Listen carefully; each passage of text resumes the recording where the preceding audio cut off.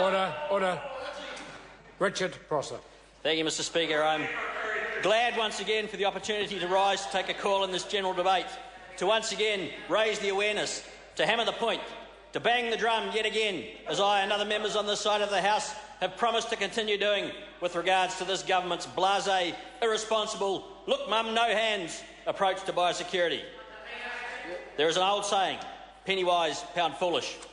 Mr Speaker, that sums up the National Government's approach to biosecurity very succinctly. In a nutshell, you might say. Possibly an undetected nutshell. Possibly even an unfumigated nutshell, such as the dearth of capacity to examine goods arriving at the border.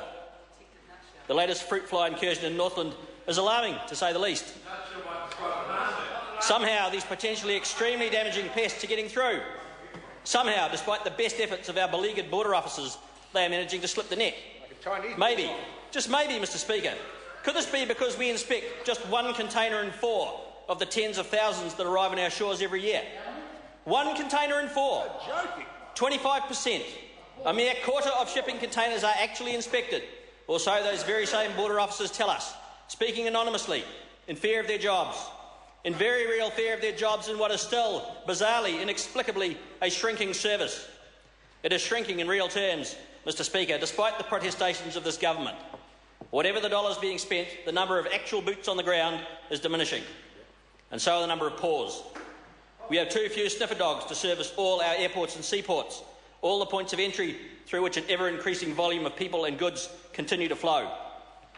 Border officers, customs officials and MPI staff, Biosecurity NZ, the people on the ground, tell us the shortages and deficiencies that lead to 3/4 of containers which arrive from overseas being opened and unloaded uninspected.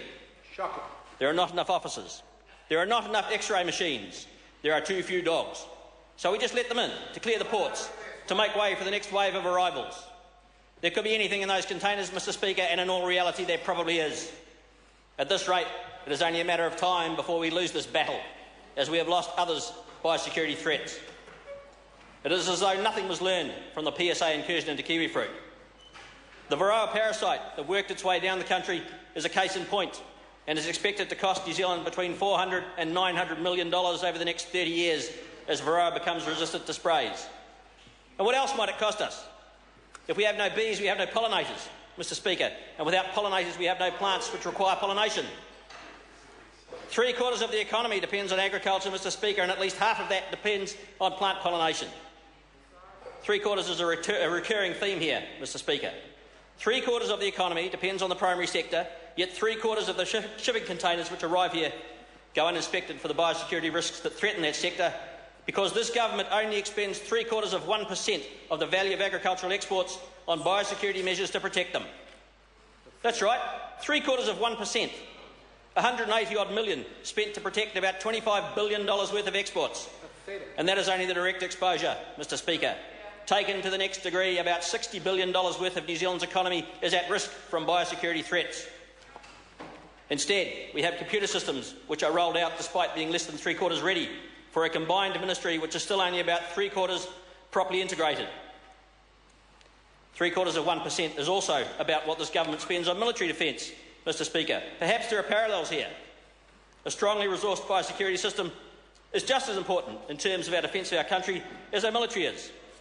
As we arm the Defence Force so that New Zealand is part of the collective security for the region, so we must also arm ourselves to defend our future well-being against unknown biosecurity strikes. A $60 billion economy depends on it. Given this government's colossal lack of understanding of the need to resource defence properly and adequately, perhaps it is no surprise that they should similarly ignore the need for proper resourcing in biosecurity. Curiously enough, about 3/4 is also the proportion of the public of this country who agree with New Zealand First that we should never have got rid of the air combat force and that we want it back. 3/4 of an effort appears to be enough for them, Mr Speaker. They're about 3/4 concerned, making maybe 3/4 of an effort. I would be generous if I said they were perhaps 3/4 adequate enough to be doing the job. Maybe 3/4 too generous. The voters can decide on that one, Mr Speaker, and in just over 5 months they can do just that. This government must be living in hope that we don't have a foot-and-mouth outbreak before then, because this country's biosecurity is nowhere near 3/4 ready to deal with one. This problem is not going to go away in this global age when travel and trade is increasing daily. New Zealand intercepts thousands of risky organisms and risk goods each year that could threaten our $60 billion export trade. Yet our biosecurity teams don't have the weapons and the staff they need to search every container coming in. New Zealand First will properly resource our border biosecurity, and we will fund science and research adequately so that New Zealand is ready to handle incursions. Not three-quarters ready, but ready. The member's time has expired. In McKelvey.